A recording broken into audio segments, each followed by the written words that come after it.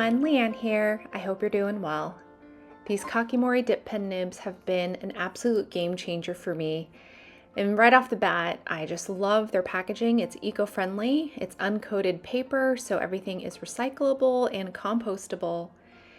And this brass nib is just gorgeous in its simplicity. Here I've got it mounted in the cherry wood holder by Kakimori as well, and I'm testing out these nibs with Robert Oster's Fire and Ice. It's one of my favorite shading and sheening inks. I sampled it in my Bright Blues ink comparison video, and I'll link it in the description box and also in the link above. I love seeing how saturated this ink gets. It's a vibrant and rich turquoisey teal color, and it's one of my favorites. So the first nib that I'm testing out is the brass nib, and it's just this gorgeous material that just develops a patina over time. I haven't seen anything quite like this. It's got like 8 capillary slits etched into the brass. It's really dynamic. It's such an expressive nib in that you can create lots of different line widths just by tilting the nib. And you can see it in the shadow work that I did just by tilting the nib quite a bit. You get a really thick, broad line, and it's just absolutely gorgeous. I also love that Kakimori collaborates with local artisans and craftsmen within their neighborhood. For example, the brass and stainless steel nibs were designed by Yuto Yamazaki, who owns a design studio called Alloy in the same neighborhood. I also tested the ink capacity of each of these nibs, and as you can see, it almost filled up an entire page with just one dip.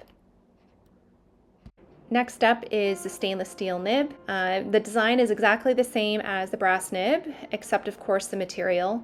I was also just blown away by the different line widths that I could create. You can just see that just by tilting my nib, I can create just the thick shadow lines just with one stroke. And it's just lovely, really lovely. The website notes that the stainless steel nib is a little bit more fine and it offers more of a sharper writing feel. But what I noticed is that it felt just as soft, if not even more ideal for me. It was very smooth, in my opinion, maybe because of the certain ink that I'm using for this test. It was just a pleasure to write with. I have the most fun, really, when I can be able to draw with the broadest strokes. The ink capacity test, you can also see that I was able to fill up almost an entire page. Really impressed with the ink capacity, and they're both really a joy to write with. Now, this is also equally enjoyable in that it's just so smooth. It's the glass nib, and this one in particular was designed by glass artist Akiko Fukazawa, who also makes her own line of glass dip pens.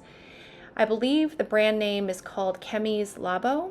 Just doing some quick research online, they're really gorgeous, and so I'm going to try to see if I can get myself a pen of some sort on eBay or somewhere, because it looks like they're actually quite hard to get. I actually prefer writing with this glass nib over the vintage glass dip pen that I purchased recently, and I shared that in a recent video as well. But I prefer this nib partly because the handle is much more comfortable to write with, but also because the nib writes a slightly thicker line than my vintage glass dip pen. My vintage pen, I believe it's called a Sasaki glass pen, is beautiful. It's just that the handle is so thin that my hand actually cramps up after a few sentences. And the point is actually quite fine. It's probably more of like an extra fine. I also love that you can get a really broad line as well just by tilting it, much like the stainless steel and brass nibs. And the ink capacity does not disappoint. Last but not least is the fountain pen nib. Now, Kakimori thinks things through with each detail. For example, this nib was designed with the nib holder in mind. The size of the nib was intentionally created to be a bit larger than typical pen nibs, just so that it looks proportionate with the nib holder. There's also a soft finish to the nib to give it more of a refined look.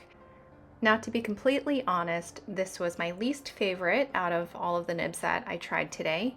All the other nibs were really smooth, very buttery, and then testing this out as the last nib, it was scratchy, the ink consistency was not there, as you can tell in the writing sample. What was consistent about this pen and ink combination is that it would go from dark to light rather regularly, and it was a frustrating experience for me to continue to re-ink every few words or so. Looking at the ink capacity test here, you can tell that I really was only able to get to about 2 lines of writing before I had to re-ink. Now that should come as no surprise because the website does note that you can only get about 1 to 2 sentences before having to re-ink. Now Kakimori elevates the writing experience to a level that I really don't see anywhere else. My dream is to visit Tokyo in the very near future and to stop by this shop because it is truly a gem.